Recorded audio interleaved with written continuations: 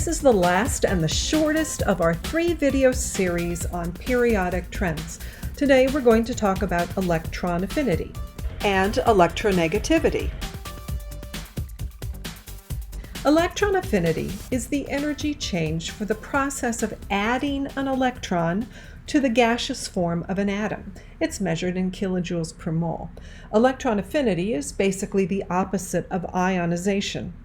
Removing an electron always requires energy, but adding an electron sometimes requires energy, but sometimes does not. This means that sometimes the process is endothermic and sometimes the process is exothermic.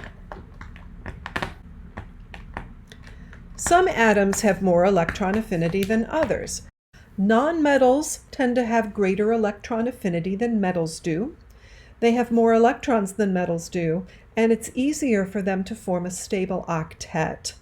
Because of the higher effective nuclear charge, as you go from left to right across the row, the valence shell electrons of those elements on the right-hand side of the periodic table are pulled in tighter. It's harder to pull off electrons, but it's pretty easy to add them. Halogens have some of the highest electron affinities. The oxygen group also has a high electron affinity, and noble gases have almost no electron affinity. As for general trends, electron affinity increases as you move to the right in the periodic table, though there are a few exceptions. Electron affinity decreases as you go down the columns and as the atoms add new energy levels and become larger. Larger means electrons are farther from the nucleus and less attracted. Larger atoms also have more shielding.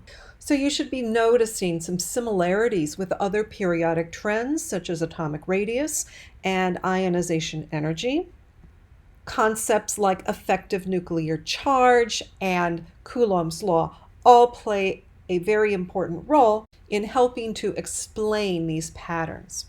Although the patterns with electron affinity aren't as clear as they are for some of the other periodic trends. The next thing we want to talk about is electronegativity.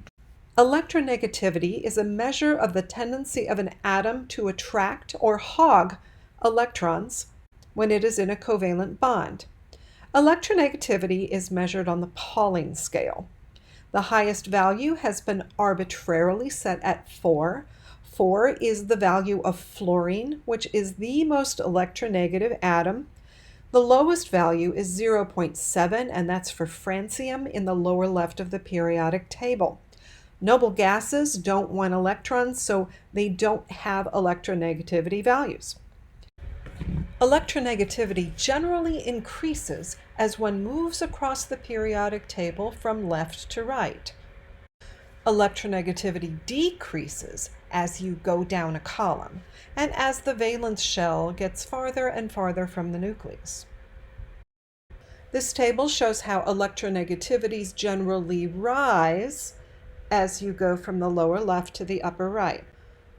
Electronegativity is important because it helps us to predict what kind of bonds will form between two atoms. And we will be looking at this more closely in Unit 2. Let's summarize.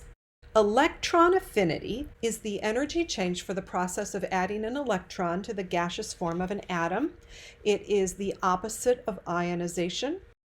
Although we do see some trends that can be explained by Coulomb's law and effective nuclear charge, the trends aren't as pronounced as they are for atomic radius or for ionization energy. The halogens tend to have a lot of electron affinity, and so does the oxygen group. We also talked about electronegativity, which is a measure of the tendency for an atom to attract or hog electrons when it is in a covalent bond.